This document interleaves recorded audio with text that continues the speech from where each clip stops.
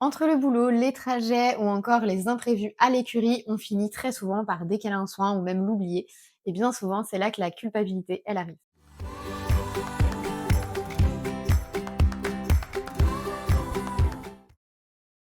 Si tu t'es déjà retrouvé dans cette situation, rassure-toi, c'est comme 95% des propriétaires, on a tous à un moment ou à un autre oublié un soin, dû reporter un soin ou appeler au dernier moment un professionnel de santé qu'on aurait dû appeler plus tôt pour prendre le rendez-vous.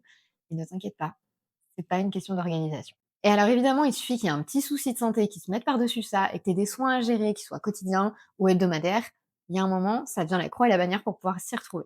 Et sincèrement, on est d'accord pour penser qu'un passage veto, ça fait mal au portefeuille, surtout quand il n'était pas prévu.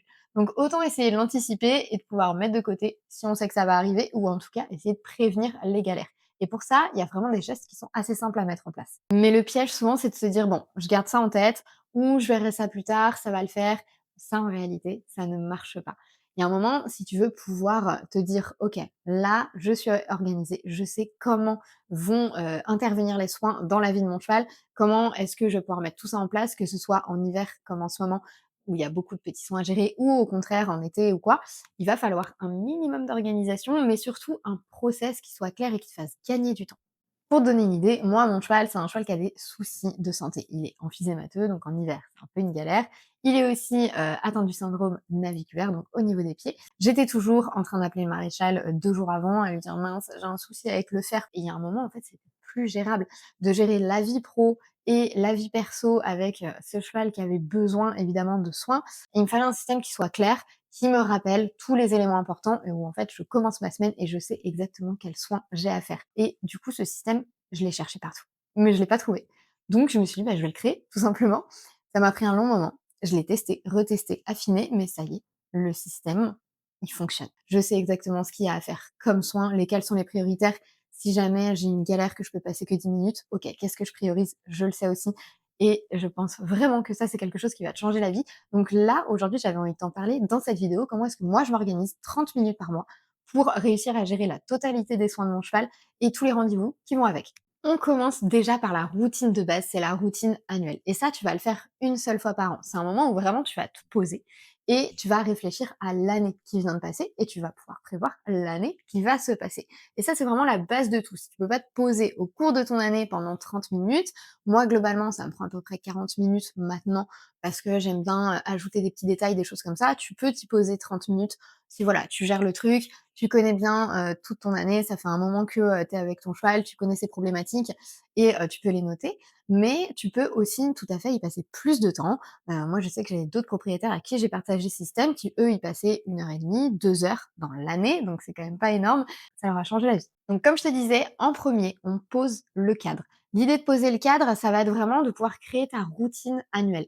Tu as une vision globale de ton année et tu vas avoir finalement ton tableau de bord santé qui va être un peu ton tableau de bord pilote. C'est pas un truc que tu vas remplir tous les mois, rassure-toi, et c'est pas un truc que tu vas surveiller en permanence. En fait, il va te permettre ensuite d'aller sur la phase 2 qui est, la routine mensuelle. En fait, ta routine mensuelle, tu vas pouvoir la travailler hyper facilement puisque tu auras déjà établi ta routine annuelle. Les 2 sont liés, tu vas voir, c'est assez simple à gérer. C'est d'ailleurs du coup le seul moment où je vais t'inviter vraiment à te poser. L'idée c'est, tu te prends un petit chocolat chaud, une petite boisson chaude, quelque chose, parce que c'est là qu'il va falloir aller fouiller un peu dans ta mémoire si toi, tu as pas cette année, finalement, recruté toutes les informations que tu avais à faire par rapport aux soins de ton cheval. Je m'explique. Par exemple, au cours de ton année, il y a eu différentes difficultés. Peut-être qu'il y a eu une opération, peut-être qu'il y a eu des soins un peu difficiles à faire. Pourquoi? Quel type de produit tu as testé? Il y en a forcément qui ont bien fonctionné, il y en a peut-être qui ont moins fonctionné. Est-ce que tu les as notés? Ça, si tu ne l'as pas fait au fur et à mesure de ton année, évidemment, ça va être plus difficile. Il va falloir aller fouiller un peu dans ta mémoire. C'est là que ça va te prendre un peu plus de temps. Mais au fur et à mesure que tu vas le faire finalement, avec cet outil, tu vas voir chaque année reprendre toutes les notes que tu auras faites ensuite et ça va aller de plus en plus vite et tu vas pouvoir affiner vraiment et prévenir encore mieux les difficultés que tu as pu rencontrer avec ton cheval au cours des différentes saisons. Donc l'étape 1, ça va être vraiment cette routine annuelle. Je vais regarder qu'est-ce qui s'est passé au cours de cette année. Alors évidemment, moi je le fais en décembre, mais si tu prends l'outil au mois de mars, eh bien tu peux tout à fait regarder les 12 derniers mois. Alors l'idée, c'est pas de se juger, c'est pas de se dire j'aurais dû faire ça, j'aurais dû mieux faire ça, etc. Non.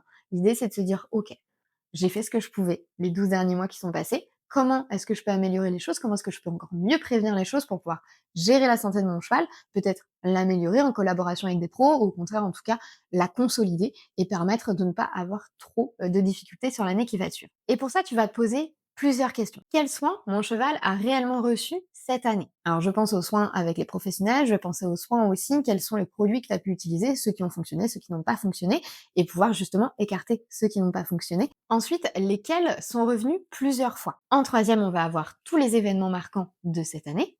Donc là, encore une fois, ciblé sur les soins, sur les problématiques de santé.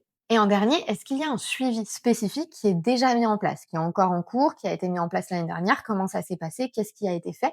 Est-ce que ça doit être remis en place l'année prochaine? Etc. Vraiment ressasser tout ce suivi spécifique qu'il y a eu et qui a été mis en place. Parce que finalement, ton année passée, ça va être le meilleur indicateur pour ton année à suivre. Ensuite, on arrive sur l'étape 2 qui va être de transformer ton année passée en vision claire pour l'année à suivre. Là, je vais identifier déjà les soins qui vont forcément revenir sur l'année suivante. Est-ce qu'ils ont une fréquence qui va être identifiable? C'est-à-dire, est-ce qu'on sait que ça va être tous les mois, toutes les semaines, tous les jours? Là, il va falloir vraiment noter toutes les fréquences. Est-ce qu'il y a des suivis qui vont être à maintenir, à anticiper, ou au contraire un petit peu à adapter puisque la santé de ton cheval a évolué? Et quels sont les soins importants à garder en tête? Ceux où tu te dis, ceux-là, il faudra vraiment pas les louper. Ceux-là, je les mets en haut de la liste. Ils vont être ultra importants pour pouvoir maintenir cette santé. Et c'est là que ta routine annuelle, elle va commencer à devenir vraiment un outil de pilotage pour ton année à suivre. Je te prends un exemple avec mon cheval. Triomphe, il a une maladie qui est dégénérative au niveau du pied et je sais que à peu près tous les 18 mois, il va falloir faire une infiltration. Alors, ça dépend globalement du niveau de boiterie. Quand on voit que la boiterie commence à revenir, on n'a pas le choix, il faut qu'on repasse par une infiltration. Moi, je me note tous les 18 mois, mais je sais qu'à partir de 16 mois, globalement, je vais avoir une petite alerte qui va me dire, OK, là, on commence à rentrer dans potentiellement une phase dégénérative, donc il va falloir bien surveiller les phases de boiterie. Donc ce soin-là, je peux pas le garder dans un coin de ma tête. Il faut vraiment qu'il soit noté et qu'on vienne me le rappeler, parce que sincèrement, te dire dans 16 mois, il faudra que je pense à ça, c'est pas gérable. On a d'autres choses à penser. Dans ma routine annuelle, je vais aussi poser son alimentation, qui va évoluer au cours de l'année. Moi, je sais qu'en hiver, par exemple, il est complémenté, ce qui n'est pas le cas le reste de l'année. Et puis, il va y avoir la vie pro et la vie perso. Parce que oui, ton cheval, il avance avec toi.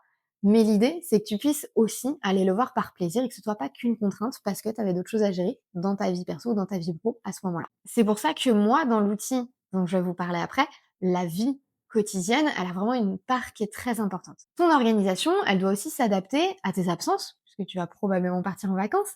Elle doit aussi s'adapter à tes périodes chargées, qu'elles soient personnelles, peut-être que tu as des enfants, peut-être que voilà, au niveau de ta vie personnelle, il y a des éléments qui vont te prendre du temps à certains moments de l'année, ou au niveau de ta vie professionnelle aussi. Donc une fois que j'ai fait ça, une fois que j'ai pris ma petite demi-heure et que j'ai toutes ces infos-là, comment je fonctionne? Et bien à ce moment-là, je vais prendre mon outil que j'ai créé et je vais pouvoir renseigner tous ces soins avec chaque fréquence qui a été notée pour chaque soin et noter tout l'historique de l'année passée.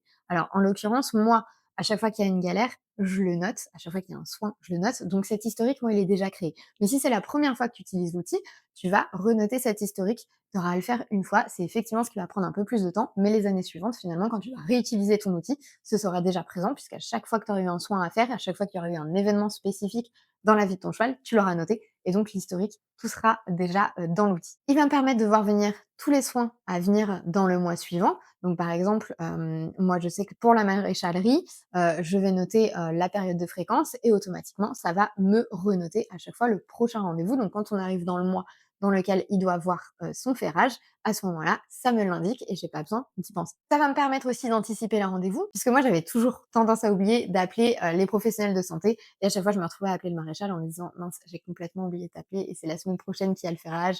Et du coup, c'était pas pratique pour moi, mais c'était pas pratique pour lui non plus. Donc dans cet outil, ce que j'ai fait, c'est qu'il y a une petite alerte qui s'affiche en disant attention, dans les 15 jours à venir, il y a ces rendez-vous-là, donc c'est le moment de prendre rendez-vous. Moi, personnellement, ça m'a enlevé une charge mentale de malade et je sais que vous êtes beaucoup comme moi. Donc, une fois que cette base annuelle, elle est vraiment posée, on va pouvoir passer à la routine mensuelle. Et le socle est fait, le plus gros est fait. Honnêtement, c'est vraiment celle que j'utilise le plus au quotidien. L'objectif pour moi, c'est pas d'avoir quelque chose qui est ultra rigide. L'objectif pour moi, c'est de pouvoir commencer mes semaines en me disant, OK, je sais exactement ce que j'ai à faire chaque jour. Là, par exemple, demain, j'ai une galère professionnelle qui fait que bah, je peux pas passer 1 heure, mais je vais pouvoir passer que 20 minutes. OK, et ben j'ouvre à ce moment-là mon logiciel et je sais exactement quelles sont les priorités en 20 minutes, qu'est-ce que j'ai à faire. L'idée, c'est que ça te fasse gagner du temps. Donc une fois que j'ai ouvert cette routine mensuelle, qu'est-ce que je fais? Déjà, je vais faire le point sur ce qui vient de se passer sur le mois précédent. commence toujours par noter l'état de mon cheval. Ensuite, je vais également noter l'environnement, le contexte. Ce mois-ci, est-ce qu'on a eu des conditions climatiques qui ont été hyper particulières? Et en dernier, mon ressenti à moi. Comment est-ce que j'ai vécu le mois? Est-ce qu'il y a eu des moments où ça a été plus difficile? Est-ce qu'il y a des soins qui ont été difficiles à gérer? On a vraiment tendance à s'oublier. Bien souvent, on note tout sur notre cheval, hein. Comment est-ce qu'il s'est senti aujourd'hui? Est-ce qu'il était bien au travail? Est-ce qu'il était bien? OK. Mais nous, est-ce qu'on était bien au travail? Est-ce qu'on s'est senti bien ce mois-ci? C'est aussi hyper important. Donc ici, on pose pas un diagnostic. L'idée, c'est vraiment juste, OK, qu'est-ce que j'ai observé? En deuxième, je vais regarder ce qui arrive le mois prochain. Donc normalement, les soins récurrents sont venus s'ajouter. Si vous les avez bien rentrés, il n'y a pas de souci. Est-ce qu'il y a une fréquence qui tombe de ce mois-ci? Est-ce qu'il y a un rendez-vous à confirmer ou à prendre? À ce moment-là, il y a toujours le petit rappel les 15 jours avant. Mais si vous le voyez, eh bien, à ce moment-là, vous pouvez même le faire tout de suite.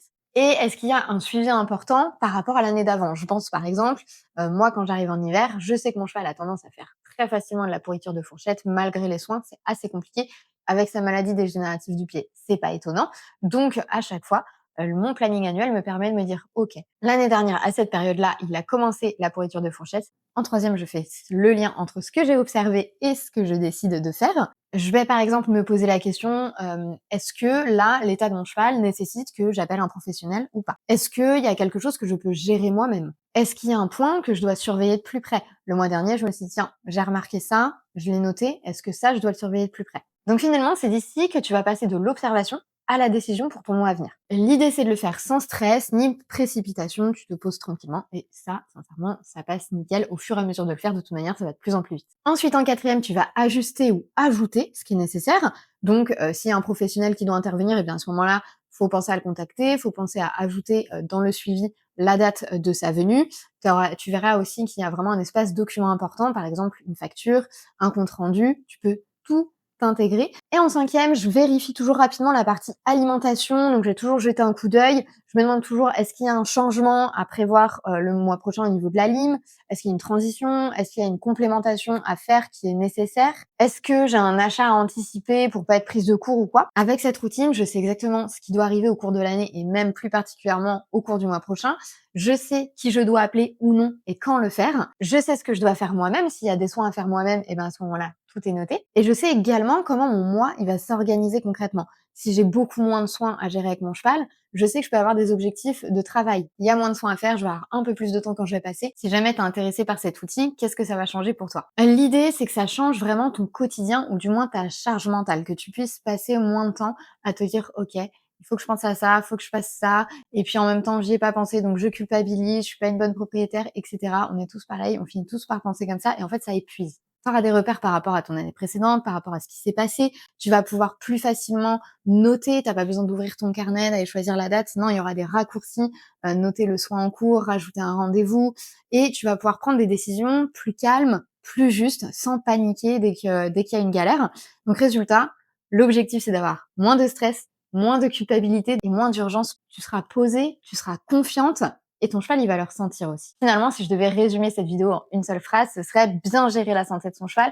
C'est pas une question d'être organisé, c'est la question d'avoir un bon système. Un système qui te correspond à toi et que tu peux correctement utiliser. Alors ce système, tu peux tout à fait le construire toute seule. Moi, c'est ce que j'ai fait. Je vais être totalement transparente avec toi. Ça fait 4 ans que j'utilise l'outil et en 4 ans, je l'ai travaillé, retravaillé, j'y ai passé des heures et des heures, et c'est aussi pour ça que j'avais envie de le partager avec vous parce que finalement, moi, il a changé mon quotidien et je me suis dit: «Beh, pourquoi pas changer le vôtre quelque part aussi et vous permettre d'être un peu plus apaisé?» Parce qu'en tant que propriétaire de chevaux, je sais qu'on se pose beaucoup de questions, qu'on a beaucoup de stress et que c'est pas facile de s'occuper de tout ça. Alors si t'as pas envie de partir de zéro et que tu as envie de tester cet outil, eh bien je te mets en légende. Pour le moment, il est en pré-vente, il n'est pas encore totalement prêt. Il sera à un tarif préférentiel, donc en pré-vente, ça veut dire que tu t'inscris, tu peux l'acheter à un tarif qui sera beaucoup moins cher, puisque au départ, vous serez les seuls à l'avoir. Et une fois la période terminée, il sera entièrement retiré de la vente, donc vous ne pourrez plus le trouver pendant plusieurs semaines, le temps que j'améliore l'outil et que je lui fasse tous les ajustements nécessaires. Évidemment, les testeurs auront accès à la nouvelle version avant tout le monde. Ils auront participé à améliorer cet outil-là. Et il reviendra ensuite en vente pour tout le monde à un tarif plus élevé. Je te mets le lien directement en légende. N'hésite pas à aller regarder sur la page de vente, il y a tout décrit. Si jamais tu as aimé cette vidéo organisation, un peu mindset du propriétaire, n'hésite pas à me laisser un petit j'aime, à t'abonner à la chaîne également. C'est gratuit et ça m'aide beaucoup à faire connaître la chaîne. Et je te dis à très vite.